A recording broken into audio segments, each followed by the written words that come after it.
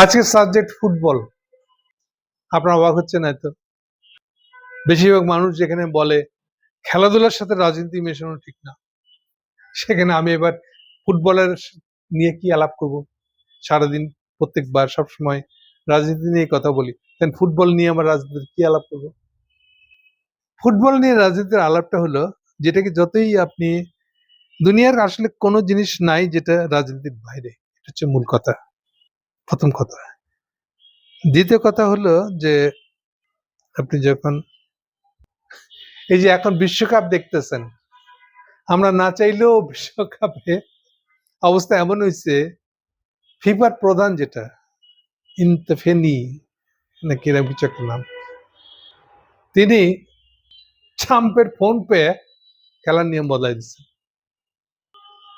এরপর থেকে সাকসেসিভলি অনেক ধরনের দুর্ঘটনা ঘটেছে। সার কথা হলো যে খেলার জন্য কি কোনো নিয়ম থাকবে, নাকি কোন পলিটিক্যাল পাওয়ার এসে তাকে ধমকাইতেছে তার উপর নির্ভর করবে যে কে জিতছে কে হারছে, অথবা কাকে খেলতে দেওয়া হবে কাকে খেলতে দেওয়া হবে না, এগুলো কে ঠিক করবে? ট্রাম্প। অবস্থাটা এরকম জায়গায় দাঁড়িয়ে গেছে। প্রথমে শুরু হয়েছিল যে একটা খেলোয়াড়কে লাল কার্ড পেয়ে আগের দিন বাদ গেছে, লাল কার্ড পেলে পরের দিন খেলা যায় না, সে কি করে খেলার নামলো, এটা নিয়ে তর্ক শুরু হয়েছে। আমাদের ট্রাম্প রীতিমতো স্টেটমেন্ট দিয়ে বলতেছে, না ওটা তো লাল কার্ড ছিল, লাল কার্ড দেখানোটা ভুল হয়েছে। আচ্ছা, এই কথাটাই কি আনা প্রুফ না যে ট্রাম্প নিজে এটার মধ্যে হস্তক্ষেপ করছে? এরপরে কি বলবে? এটা তো খেলার ভিতরে ঠিক হইতে হবে নাকি? এরপরে সিস্টেম, খেলা যারা আয়োজন করে তাদের তো ঠিক করবে নাকি দেশের প্রেসিডেন্ট যে সেটা ঠিক করবে? প্রেসিডেন্টের ক্ষমতা বেশি, প্রেসিডেন্ট ফোন করলেই সব ঠিক হয়ে যাবে? প্রথম কথা হলো, প্রেসিডেন্ট ফোন করাটাই তো একটা অপরাধ, আপনি কেন ওখানে যাবেন? তাহলে মূল জিনিসটা হচ্ছে প্রেসিডেন্টের ফোন করা, অর্থাৎ রাজনৈতিক হস্তক্ষেপ, শুধু শুধু শুধু বাইরের লোকের হস্তক্ষেপ না, রীতিমতো রাজনৈতিক হস্তক্ষেপ। রাজনীতি কোথায়? আমেরিকান প্রেসিডেন্ট ফোন করে হইছে, এখন আবার ঢাকা ঢাকির চেষ্টা করতেছে। না না, এই ফিফা বলতেছে, না না ওনার কথা শুনে তো আমি বদলাই না, আমি তো এমনি এমনি ঘুরতে আইছি। এটা বললে যেরকম হয় এরকম, এগুলো ব্যাখ্যা দিলে তো হবে না এখন। আর ট্রাম্পের এই যে বক্তব্যটা, যে না ওটা তো ওরকম না, ওটা তো ফাউল হয় নাই, হয়েছে কি হয় না, এটা বলার আপনি কে? আপনি আমেরিকান প্রেসিডেন্ট দিতে পারেন, খেলার মাঠে কি হবে তা ঠিক করার আপনি কে? ওকে, তাহলে এই হচ্ছে ঘটনা। অবস্থাটা এমন জায়গায় গেছে শেষ পর্যন্ত, যখন এরপরে ইউরোপেও ফ্রান্সে এক রেফারি আরেক খেলার মধ্যে আলো জলো লাগিয়ে দিচ্ছে, ওই একই বিতর্কিত সিদ্ধান্ত দিয়েছে। এখন বাধ্য হয়ে ইউরোপিয়ান ইউনিয়নের অথচ যে পার্লামেন্ট আছে, সে পার্লামেন্টের কিছু এমপি এটা বিরোধিতা করে একটা স্টেটমেন্ট দিচ্ছে। এখানে বলে রাখি, আচ্ছা ইউরোপের তো এতগুলো দেশ, ইউরোপিয়ান ইউনিয়নের টোটাল দেশ সদস্য সংখ্যা হলো 28টা দেশ, তো 28টা দেশের একটা দেশও এটা নিয়ে কিছু বললো না। পার্লামেন্ট, ইউরোপিয়ান পার্লামেন্টের কিছু সদস্য দিকে বলা হলো কেন? এর পিছনে রাজনীতি। কারণটা হলো, সর্বশেষ ন্যাটোর যে সম্মেলন ডাকা হয়েছিল এরদোয়ানের দেশে, তুরস্কে, খুবই বাজে অবস্থা। অবস্থা এমন, ওখান থেকে বেরোনোর পরে না ট্রাম্পের সাথে আর কোনোদিন ইউরোপিয়ান ইউনিয়নের কোন নেতা দেখাশোনা করবে, না ট্রাম্প তাদের সাথে দেখাশোনা করবে। মূল বিষয় বহু পুরনো, ন্যাটোর খরচ দিবে কি? ন্যাটো বানানো হয়েছিল সেকেন্ড ওয়ার্ল্ড ওয়ারের যুদ্ধে জিতার কারণে। আমেরিকা তখন সবাইকে টাকা দিতেছে, টাকা দেওয়ার মুডে, পুরনো গঠনের টাকা দিয়ে বাড়াইতেছে সেই মুডে, মার্শাল প্ল্যান, এগুলো আমার অন্য ভিড়তে আছে, দেখে নিন, সেই মুডে আছে। ফলে দুটো দেশ সে সরাসরি সামরিক ঘাঁটি বানায়। একটা হলো হিটলারের দেশ জার্মানিতে, আরটা হলো জাপানে। এই দুটো দেশে সে আমল থেকে এখনো পর্যন্ত আমেরিকানদের মিলিটারি ঘাঁটি আছে। প্লাস 47-এর যুদ্ধ শেষ, 45-এর যুদ্ধ শেষ, 49-এ ন্যাটো তৈরি হয়। এই ন্যাটোর সমস্ত খরচ খরচা আমেরিকা একা দিয়ে আসতেছে। 1% টাকা হয়তো ইউরোপের কোনো দেশ দেয় বা দেয় না, কিন্তু সবাই মাতবরি করে। আমেরিকা এর আগে এটাকে সুখভোগ হিসেবে দেখেছিল যে ভালোই তো, ওরা যত টাকা না দেয় তত তো আমার প্রভাবটা ওদের উপরে থাকবে, এটাতে আমার লাভ বেশি, এভাবে দেখা হচ্ছিল। ট্রাম্প প্রথমে যখন আসছিল, ট্রাম্পও না, ইভেন বারাক ওবামার লাস্ট টাইম, সেকেন্ড টাইমের সময় থেকে এই প্রসঙ্গে কথা ওঠা শুরু করে যে ন্যাটো খরচ তোমরা না দিলে আমরা ন্যাটো বন্ধ করে দেবো, হ্যান তেন মুক্ত। এটা নিয়ে বয়স তোলা শুরু করে ওবামা, যে তোমরা একটা টাকাও শেয়ার করো না, খালি বড় বড় কথা বলে তো হবে না। এইটা চলতে চলতে এই সর্বশেষ সম্মেলন, এই সম্মেলনটা যাওয়ারই কথা ছিল না আসলে ট্রাম্পের, গেছে আসলে ঝগড়াটা ফাইনাল করার জন্য। এরপরের ইউরোপিয়ান ইউনিয়নের সাথে ট্রাম্পের একেবারে মুখ দেখে দেখি বন্ধ। ডেফিনেটলি বড় লসটা ট্রাম্পের হবে। কেন? কারণ যখন থেকে চীনের সাথে লড়তে হচ্ছে তখন হোল ওয়েস্টার্ন ব্লক তার সাথে নাই, সে শুধু আমেরিকার নেতা হয়ে বসে রয়েছে, এটা তো লস তার। তো ইউরোপ ভাবতেছিল এইটার ফান্দে পেলে আমেরিকাতে আরো কিছুদিন চুষা যাবে, কিন্তু ট্রাম্প এইটাতে আবার রাজি হয় নাই। এনিওয়ে, এটার কারণে তারা, আমার ধারণা, আমার ব্যাখ্যা হলো যে এটার কারণে ইউরোপের কোন দেশ সরাসরি খেলা নিয়ে কোনো বক্তব্য দেয়নি, ওই ইউরোপিয়ান পার্লামেন্টের মেম্বারদেরকে দিয়ে দেওয়া হয়েছে, এবং সেখানকার বক্তব্য খুবই সাংঘাতিক। এথিক্স কেন দরকার, খেলার নিয়ম কানুন কেন দরকার, এই জাতীয় বিষয়। ফলে বুঝতে পারছেন কোন এক্সট্রিমে গেছে এটা। তার মানে ফুটবল খেলা আর খেলার মধ্যে নেই, এখন আসল না, অন্য একটা পার্টে যাব খেলারই। বাইরে থেকে আপনারা যারা খেলা দেখেন, মনে করেন এটা আপনার ইচ্ছা, আপনি ব্রাজিল না আর্জেন্টিনা, কাকে সাপোর্ট করবেন, কার সাপোর্টার হবেন, আকাশ বাতাস ফাটা ফেলাবেন টিভির সামনে দাঁড়ায়, এগুলো আপনার ইচ্ছা, জাস্ট শখ, খেয়াল না। ব্যাপারটা অত সিম্পল না, ব্যাপারটা উল্টোটা হলো, এটা সিম্পলি টাকা পয়সা। এখন আরেকটা ভাষায় বললে, কমিউনিস্টদের ল্যাঙ্গুয়েজে বললে, এরা আসলে ক্যাপিটালিজম। কে কি করলে এখান থেকে প্রচুর টাকা আসবে। প্রত্যেকটা খেলা, ক্রিকেট, ফুটবল, এনি খেলাধুলাটার উপরে এখন ক্যাপিটালিজমের স্বার্থ ডোমিনেট করে গেছে। একটা উদাহরণ দিই, মজা লাগবে আপনাদের শুনে, বুঝতে সুবিধা হবে। ক্রিকেটে চলে আসলাম, তানিমের ক্রিকেট। কোন তানিম? এই যে যার উপরে এখন তারেক জিয়া প্রচন্ড ভরসা রেখে ক্রিকেট সাজাইতেছে। ইউনূসের আমলে শেষের দিকে আমাদের মুস্তাফিজকে খেলানোকে কেন্দ্র করে বা বাদ দেওয়াকে কেন্দ্র করে আমরা আপত্তি জানাই, শেষে একটা টুর্নামেন্ট আমরা জয়েনই করি নাই,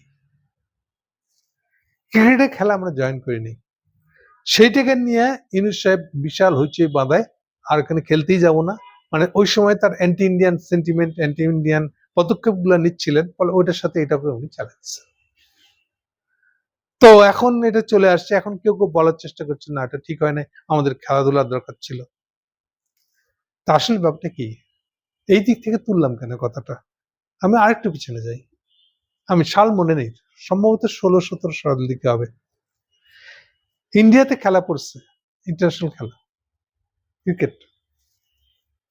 হঠাৎ করে বাংলাদেশ ইন্ডিয়াকে হারাই দিচ্ছে। হঠাৎ করে দেখা যাচ্ছে আমাদের এই ফাস্ট বোলার, যে ফাস্ট বোলার আর একটা কোন বোলার, তাদের দুজনকে হঠাৎ করে বলা হচ্ছে যে তারা unfit. Taskin fast bowler, Taskin এবং আর একটা বোলার, দুজনকে। এবং এই যে আমাদের পাপন জিনুরের ছেলে, আমাদের ক্রিকেটের মাতবর, ফ্লেক্সিং করে আর এক মাতবর, নামকা অবস্থা এমডি, পাপনও হাজির সে ইন্ডিয়াতে ওই খেলার মাঠে। তারা সবাই এগ্রি করছে যে হ্যাঁ ঠিক আছে, ওদেরকে আনফিট করে দেওয়া হোক। ওদেরকে সো কল্ড একটা টেস্টে পাঠানো হয়েছে, টেস্টের রেজাল্ট হচ্ছে তারা আনফিট, ফলে ওদেরকে খেলানো যাবে না। কেন? কারণটা খুব সোজা, ক্রিকেটের ভিতরে ইন্ডিয়া হলো মাতবর, যেটা এখন ফিফা কে নাম দিয়ে অন্যেরা ট্রাম্প এটার মাতবর হতে যাচ্ছে, ঠিক সেরকম ক্রিকেটের ব্যাপারে মাতবর হচ্ছে ইন্ডিয়া। কেন? এক কথায় বলে দিই, তাহলে বাকিটা সব বুঝতে সুবিধা হবে আমাদের আপনাদের। যে কোনো খেলা, বিশেষ করে ক্রিকেট বা ফুটবল, এই খেলাগুলোর ভিতরে মূল জিনিসটা হচ্ছে টাকা পয়সা। কেন? এই যত বড় ইন্টারন্যাশনাল টুর্নামেন্টটা যখন হবে, এই টুর্নামেন্টের টাকার ভাগ কে কত পাবে, এইটা দিয়ে তারা ঠিক করে যে ওই টাকা কেমনে চলা উচিত, ইভেন আইন কানুন কেমন হওয়া উচিত। ক্রিকেটটা ফুটবল থেকে একটু আলাদা, কারণ ক্রিকেট সবাই খেলে না। যারা ওল্ড ব্রিটিশ কলোনি তাদের মধ্যে ছাড়া ক্রিকেট খেলা চল নাই। এই খেলা অনেকে নতুন করে বার হচ্ছে, সেটা আলাদা কথা। কিন্তু যাদের ব্রিটিশ কোনো ছাপ নাই, তারা ব্রিটিশ কলোনিয়াল ছাপ যাদের মধ্যে নাই, তারা কেউ ব্রিটিশ কলোনি খেলে না। ওকে, সেগুলো একটা পয়েন্ট। সেকেন্ড পয়েন্ট হলো দর্শক। স্টেডিয়ামে যত বেশি দর্শক, তত বেশি টিভি সত্য কত দেশে এটা দেখানো হবে। আর ক্রিকেট খেলা যত দেশে পপুলার, সেই দেশে ক্রিকেট খেলা দেখার জন্য হইচই করবে। তাহলে ক্রিকেটের দেখানোর সত্য তত বড় দামে বিক্রি হবে। এখন যেহেতু ইন্ডিয়ান দর্শক সবচেয়ে বেশি, তাহলে ইন্ডিয়া এটা কন্ট্রোল করে। এই কারণে কখনো এমন কোন টুর্নামেন্ট হওয়া যাবে না, হইতে দেওয়া যাবে না যে টুর্নামেন্টে ইন্ডিয়া আগেই সেমিফাইনালও পৌঁছাতে পারে না, আগে যদি হেরে যায়, এটা করা যাবে না। কেন? এরপরে সেমিফাইনাল, ফাইনাল, কোয়ার্টার ফাইনাল এগুলো কিচ্ছু আর হবে না। কেন? পুরা ফ্লপ মারবে। কারণ ইন্ডিয়ার অতগুলো দর্শক, তারা তো অতগুলো দেখবে না। যেহেতু ইন্ডিয়ান দর্শক বেশি হওয়ার কারণে টিভির সত্তা বেশি হয়, ফলে সাকসেসিভ যা কিছু আছে সবগুলো টাকা বেশি আসে ওখান থেকে। আর এই টাকার ভাগ পায় অস্ট্রেলিয়া থেকে শুরু করে যারা যারা ক্রিকেট খেলে সবাই। এবার এটা তানিমের ল্যাঙ্গুয়েজে শুনেন। যখন ইনুস এটা করছিল, তখন তানিম এটা ডায়লগ দিছিল, হেভি বিপ্লবী ডায়লগ। না না, এটা ইনুস সাহেবের করলে তো হবে না, ক্রিকেট খেলোয়াড়দের একটা স্বার্থ আছে না। কথা বুঝছেন কি বলতে যাচ্ছে? ও বলতে যাচ্ছে ইন্ডিয়ান স্বার্থটার ভিতরে তো আমাদের স্বার্থ, ফলে ইন্ডিয়াতে খেলা বন্ধ করলে তো হবে না, ওটার ভিতরে আমাদের স্বার্থ আছে, ওটার উপরে নির্ভর করে আমরা প্রত্যেকে কত করে ভাগে টাকা পাবো। আপনি যদি আগে ইন্ডিয়াকে বাদ দেন, তাহলে আমরা পাবো টাকা। আপনি যদি আগে তাসনিমকে যদি বাদ না দেন, উল্টা তাসনিমকে যদি বাদ না দেন, তাহলে তো ইন্ডিয়া আরো হেরে যাবে। ইন্ডিয়া হারিয়ে গেলে যদি ফাইনাল সেমিফাইনাল পর্যন্ত না যায়, তাহলে তো আরো আগেই টাকা কমে যাবে। ফলে এই জায়গায় এসে অস্ট্রেলিয়া, নিউজিল্যান্ডে যত যত ক্রিকেট খেলোয়াড় আছে সব মুখে ডাবল তালা। এটা নিয়ে কথা বলা যাবে না, খেলোয়াড়দের স্বার্থ আছে না। তাহলে কি দাঁড়ালো আলটিমেটলি? ন্যায়, অন্যায়, ইনসাফ, খেলার নিয়ম, আইন কানুন না, খেলোয়াড়দের স্বার্থ। তাহলে এবার বিচার করেন, এখন এখানে কি চাচ্ছে?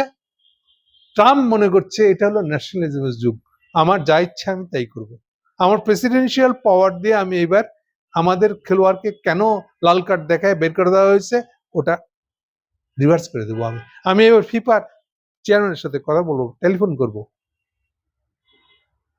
তাহলে তানিম যেটা করছে সেটাই আসলে ট্রাম্প করছে। এবার হলো, তার আলটিমেটলি জিনিসটা কি? খেলাধুলার নিয়ম, খেলা কি তার নিয়মে চলবে, আইন কানুনে চলবে? অন্য ভাষায় বললে একটা নিয়ম কানুন, ইনসাফের, ন্যায় অন্যায়ের যে ধারণাটা তৈরি হয়েছে ওখান দিয়ে চলবে। মনে রাখবেন, ফিফার ভিতরে কিন্তু এথিক্স কমিটি আছে। এখন এথিক্স কমিটি কি ঠিক করবে? ট্রাম্পের ধমক দিয়া, কোনটাতে কত টাকা, কোন দেশ কয় টাকা পাবে সেটা দিয়া? ফিফা এটার উপর ভিত্তি করে ইন্টারন্যাশনাল খেলোয়াড় চালাবে, খেলাধুলা চালাইবো? ওকে, সার কথাটা এবার হলো এই, গ্লোবাল নেতৃত্বে চেঞ্জ হচ্ছে, চেঞ্জ হওয়ার কারণেই, এবার খুব শর্ট করে বলছি সার কথাটা, চেঞ্জ হওয়ার কারণে আমেরিকার পক্ষে, যে আমেরিকা এককালে ছিল গ্লোবালাইজেশন, গ্লোবাল সিস্টেম গুলো দাঁড় করানোর নেতা, সেই আমেরিকা এই ট্রাম্পের হাতে পড়ে এখন থেকে সে এখন ন্যাশনালিস্ট লিডার হচ্ছে। আমার স্বার্থ, আমার কি লাভ, আমার দেশের দল কেন আগে হেরে গেল, ফিফাকে ফোন করব, ফিফার চেয়ারম্যানকে ফোন করে ধমকাবো, আমার কথা শুনে সে পরের দিন খেলার নিয়ম বদলে দিবে।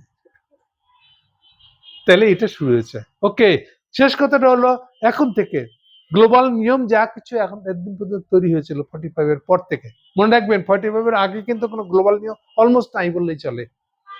যা কিছু এরপরে ঠিক হয়েছে, সবকিছুর আগে আন্তর্জাতিক লিখে লিখে যাদের কিছু ঠিক করছি আমরা, খেলাধুলাই বলি আর যে কোনো কিছুই বলি, এই সব কিছুর ভিতরে এখন একটা চিৎপটাং হবে, উল্টাপাল্টা হবে। কেন? আমেরিকা ন্যাশনালিস্ট হয়ে গেছে। আমার স্বার্থ কি? সেই জায়গায় চলে গেছে, সে খেলার ভিতরে আর ঢুকানো শুরু করছে। তাহলে এখন কি হবে? যতদিন পর্যন্ত আমেরিকার নেতৃত্বটা চলে গিয়ে নয়া নেতৃত্ব, চীনের নেতৃত্বে আসবে, নতুন করে ইন্টারন্যাশনালিজম যদি হবে কখনো, নতুন করে আবার এই সব কিছু তৈরি হবে, তখন যদি এটা কোনো শুধরায়। তার আগে পর্যন্ত কি হবে? এই ভাঙাচোরা ভাঙা গান, খেলোয়াড়দের স্বার্থ আছে না, তানিম জাতীয় তত্ত্ব, এগুলো চলতে থাকবে। আমরা এখন সেই চক্রের ভিতরে পড়ছি। এখনকার যুগ এই যুগের মধ্যে পড়েছে। Thank you.